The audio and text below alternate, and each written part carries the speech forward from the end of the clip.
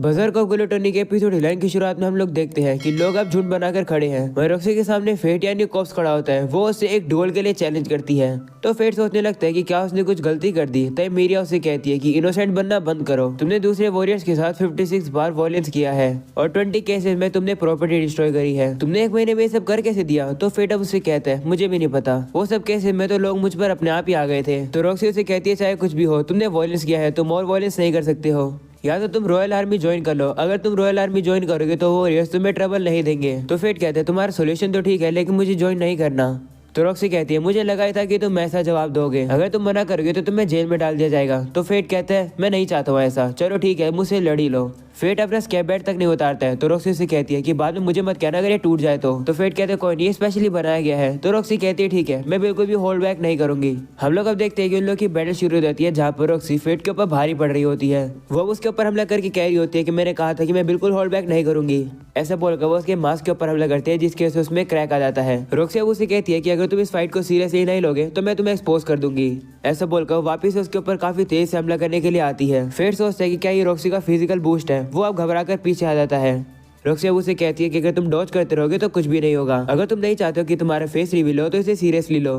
तो फेट उसे कहते हैं ठीक है, अगर तुम यही चाहती हो तो ठीक है। अब उसका स्कैबैट चमकने लगता है। ये देखकर सभी शॉक हो जाते हैं। वही रॉक्सी कहती है कि ये तो होली स्वॉर्ड टेक्निक स्किल है, बिना होली स्वॉर्ड के तुम इसे कैसे यूज कर सकते हो? तो फेट कहते हैं मैंने कहा था ना कि स्कैबैट स्पेशली बनाया गया है। एक्चुअली ये एक वेपन ऐड हो रहा है जो कि होली स्वॉर्ड टेक्निक को इंप्रूव करता है और ये उन मैजिक क्रिस्टल से बना है जो कि मैंने ग्रेट रेविन में गैदर किए हैं। तो रॉक्सी कहती है कि अगर तुम इस स्किल को बिल्ड कर सकते हो तो क्या तुम एक फॉर्मर होली नाइट हो? तो फेट कहता है नहीं। वो अब अपने मन में कहते हैं कि जैसे मैं पहले पर्सन हुआ करता था मैं वैसा नहीं हूँ। वो अब रॉक्सी के ऊपर काफी तेज से हमला करके कहता है कि मैं तो बस एक वॉरियर हूँ। रॉक्सी को उसे रोकने में काफी मुश्किल हो रही होती है। ये देखकर मीरिया बुगर के गले को पकड़ कर कहती है कि रॉक्सी तो इस तरीके से हार जाएगी। हम लोग अब देखते हैं कि फेट रॉक्सी के ऊपर स्ट्राइक करके उसे पीछे कर देता है और कहता है कि मैं जीत जाऊंगा। तभी अचानक से रॉक्सी का लॉकेट अब बाहर दिख जाता है। वो देखकर फेट को याद आता है कि तो वही जेम स्टोन है जो कि उसने रॉक्सी को दिया था।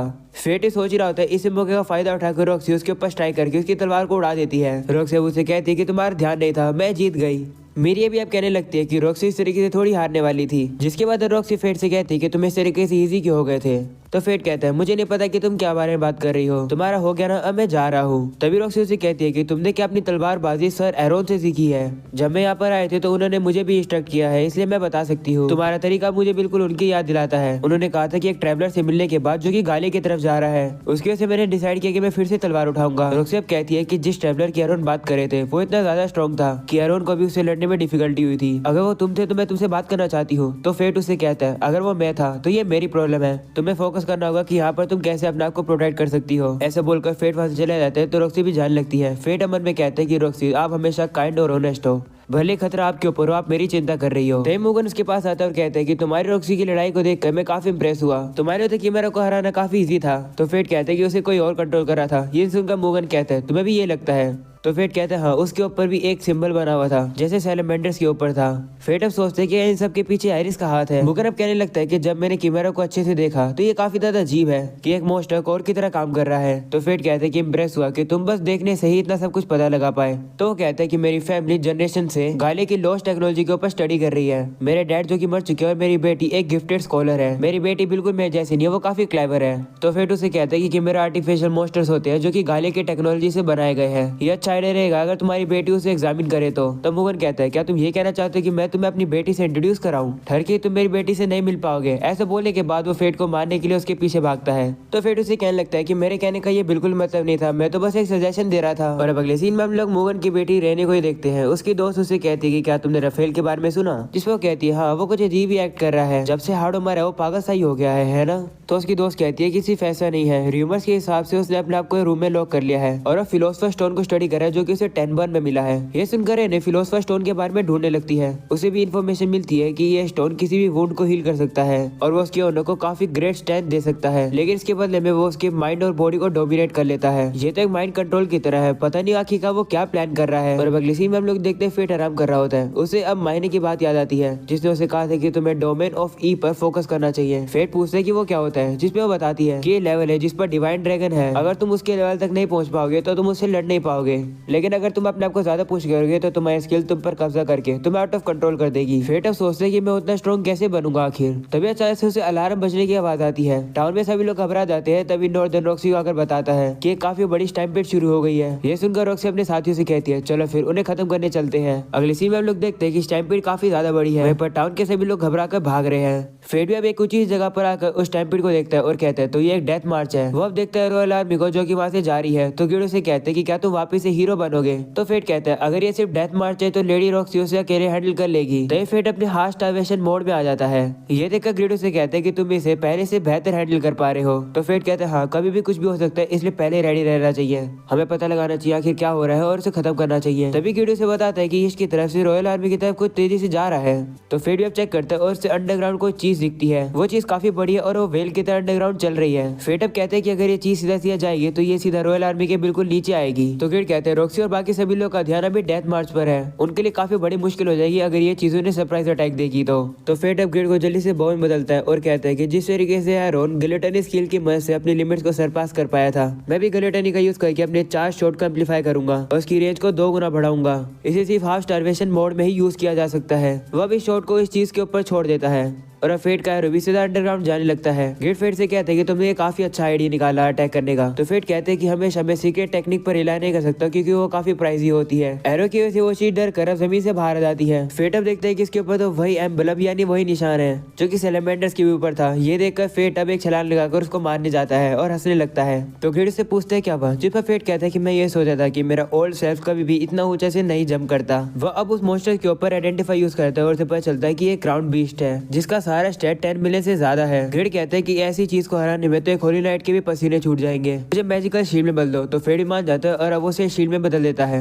वहीं पर वो मॉन्स्टर एक एसिड रेन फेंकता है जिससे कि फेट अब बच जाता है। फेट अब समझ आता है कि मॉन्स्टर नीचे तैरने के लिए एसिड और कोरिजन मैजिक एक साथ यूज कर रहा होगा। तो ग्रिड कहते हैं हाँ संभल कर आओ, अगर इसे तुम्हें टच कर दिया तो तुम मर जाओगे। तो फेट कहते हैं तो हम लोग क्लोज से लड़ाई नहीं कर पाएंगे और अगर हम इसे कट करेंगे तो सारी जगह एसिड फैला देगा, मेरी बोन बेल्ट हो जाएगी। ग्रिड मेरी 10% लो और इसी के अंदर फायर एन्चेंटमेंट लगा देना। तो ग्रिड मान जाता है। फेट अब उसके ऊपर उस एरो को शूट करता है लेकिन वो मॉन्स्टर वहां से गायब हो जाता है। वो मॉन्स्टर उसके पीछे से आकर जमीन के अंदर चला जाता है। ग्रिड कहते हैं कि इसने अपने आप को स्प्लिट अप कर लिया और अटैक कंटिन्यू रखा।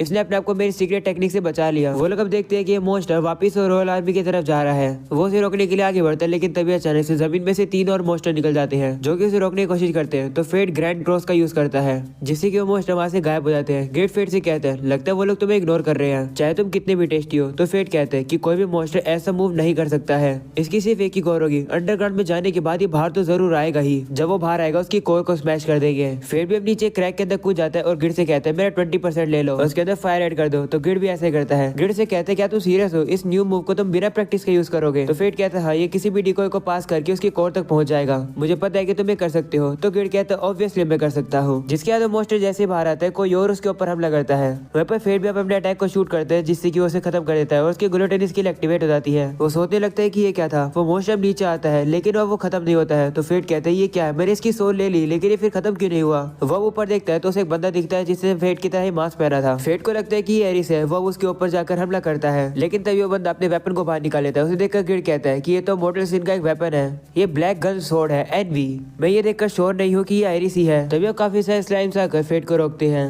तभी ग्रिड समझ जाता है कि यह क्या हो रहा है। वो फेट से कहता है तुमने देखा था ना कि इस स्लाइम को कुछ हिट किया था, तो मैजिक बुलेट थी जिसने हमारे लेटेंट पावर को ड्रॉ कर लिया जिससे कॉस्ट स्प्लिट अप होगी, इसलिए अभी भी जिंदा है। हमारा एनिमी अपने आप को इन्फिनिट रेप्लिकेट कर सकता है। तुम्हारे लिए काफी बड़ी प्रॉब्लम है। उस स्लाइम फेट को निकलने वाली होती है तो फेट भी उसे अपने आप को निकलने देता है जिससे कि वो स्लाइम से बाहर आने लगता है और कहता है कि सांस रोकना इतना भी मजेदार नहीं है। तो ग्रिड से कहते हैं कि तुम इस स्लाइम की कोहेजन मैजिक को समझ गए। तो फेट कहता है हाँ ये ऐसा है कि मैं ग्लूटोन से लड़ रहा हूँ, मैं बस सोच रहा था कि मैंने ज्यादा खाया नहीं है, अब इस स्लाइम से मेरा कुछ नहीं बिगाड़ सकती है। तो ग्रिड उससे कहते हैं कि अगर तुम्हारे स्टैट स्पाइक अप हो जाएगी सडनली तो तुम ओवर ड्राइव जा सकते हो। तो फेट कहता है हाँ मुझे पता है, इससे पहले वो हो मैं इसको खत्म कर दूंगा। ऐसे बोलने के बाद उसके ऊपर एरो से शूट करता है लेकिन एरिस उसे डिफ्लेक्ट कर देती है। तभी ग्रिड फेट से कहता है अपने स्टैट को देखो, तुम ऐसे लेवल पर पहुंच चुके हो जिसके आगे इंसान नहीं जा सकते हैं, तुम्हें इनहेबिट ऑर्बिटल हाइट तक पहुंचना होगा, यानी डोमेन ऑफ ई तक। अगर तुम वहां तक पहुंच गए तो तुम किसी भी अटैक के लिए इम्यून बन जाओगे। ये सुनकर फेट को गुस्सा आता है और वो एरिस को तलवार से मारने के लिए जाता है, लेकिन वो उसके अटैक को रोक लेता है। वह फेट से लड़के के पास में कहते हैं कि तुम अपना टाइम वेस्ट कर रहे हो। ये सुनकर फेट समझ जाता है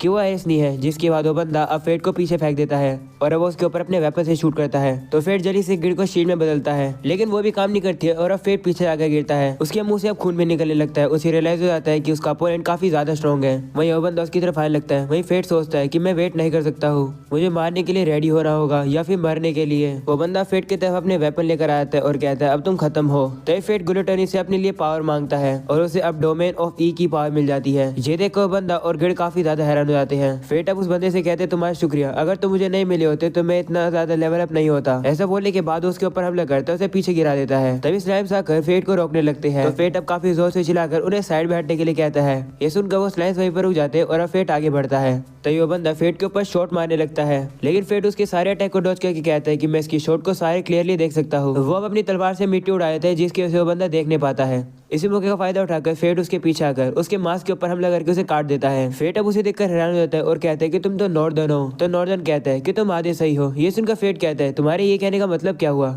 तो नॉर्दर्न कहता है अच्छा क्वेश्चन है, लेकिन मैं एरिस से ज्यादा कॉशियस हूँ। ऐसा बोलने के बाद अब वो एक फ्लूट को बजाता है। तभी वहाँ पर डिवाइन ड्रैगन आता है जो कि वेस्ट वर्ल्ड की तरफ जा रहा होता है, यानी कि रॉक्सी की तरफ। नॉर्दर्न अब कहता है कि उसे सिर्फ 30 सेकंड लगेंगे वहाँ पर पहुंचने में। ये देखकर फेट डिवाइन ड्रैगन को रोकने के लिए जाता है। तभी नॉर्दर्न उसे कहता है मैं और डिवाइन ड्रैगन सब कुछ लगा देंगे रॉक्सी को मारने में, देखते कि तुम क्या कर सकते हो। ऐसा बोलने के बाद वो फेट के ऊपर हमला करता है। फेट अब आगे बढ़ता है, तभी वहाँ पर और स्लाइम्स आते हैं जो कि उसे रोकते हैं। फेट अब वहाँ से जैसे तैसे करके काफी तेज से वहाँ से भाग के निकल जाता है। वहीं दूसरी तरफ हम लोग रॉक्सी की टीम को देखते हैं जो कि स्टैम्पीड से लड़ रही है। तभी वहाँ पर डिवाइन ड्रैगन आ जाता है। ये देखकर मुगल सभी लोगों को सेफ्टी पे पहुंचाने लगता है। वहीं पर रॉक्सी ड्रैगन से लड़ने के लिए तैयार हो जाती है और अपने फादर से ताकत मांगती है, लेकिन तभी अचानक से वो ड्रैगन उसके सामने आ जाता है और उसको ऊपर हमला करने वाला होता है। ये देखकर रॉक्सी घबरा जाती है और अब वो कुछ भी नहीं कर पाती है। तभी वहाँ पर कोई आता है और उस अटैक को रोक देता है, जिसके से काफी तेज हवा चलती है और अब सभी लोग पीछे उड़ जाते हैं। वो अटैक खत्म होने के बाद रॉक्सी सामने देखती है तो पता चलता है कि वहाँ पर कॉप्स होता है, यानी कि फेट, जिसने उस अटैक को रोक दिया। वो ड्रैगन अब वापिस से काफी तेज हमला करता है। ये वाला अटैक थोड़ा मुश्किल था, फेट को इसे रोकने में थोड़ी मुश्किल हो रही होती है, लेकिन फेट हिम्मत नहीं हारता और अब उस अटैक को रोकता है, जिसकी वजह से उसका मास्क टूट जाता है। वो अटैक खत्म होने के बाद रॉक्सी अब फेट से कहती है फे क्या वो तुम हो। यह सुनकर फेट पीछे मुड़ता है और वो स्माइल करके उससे कहता है काफी समय हो गया एक दूसरे से मिले हुए लेडी रॉक्सी। और अब इसी के साथ हो जाता है ये एपिसोड यहाँ पर खत्म। पसंद आया तो लाइक कर देना, चैनल पर न्यू तो सब्सक्राइब कर देना। मिलते हैं अगले एपिसोड में, तब तक के लिए बाय बाय।